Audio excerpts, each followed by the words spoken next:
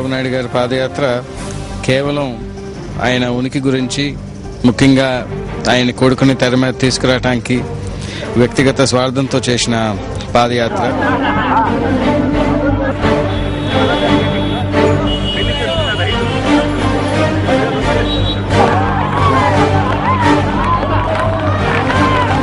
సంక్షేమ పథకాలు కాస్త చట్టుబండలు అవుతున్నాయని మహిళలు విమర్శించారు. సంక్షేమం అంటేనే ఏ అధికారి పలకరించడం లేదని వాపోయారు. చంటి పిల్లలను చంకన వేసుకుని వచ్చిన అమ్మలు పాదయాత్రలో తమ బాధలు చెప్పుకున్నారు.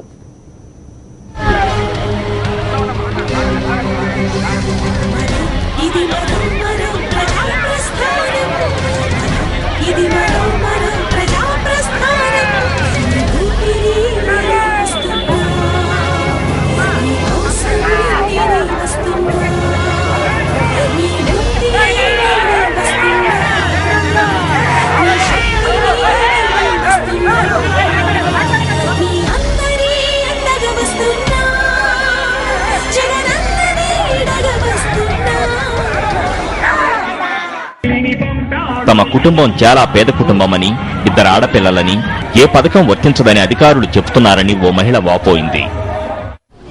చదువుకున్నాడు మా ఆయన, చదివాడు, నేను చదివంగానే మరి మా ఆయన పోలేరు. మాకు 2 ఆడపిల్లలు, కూలి చేసుకుని బతుకుతున్నాం. ఏమైనా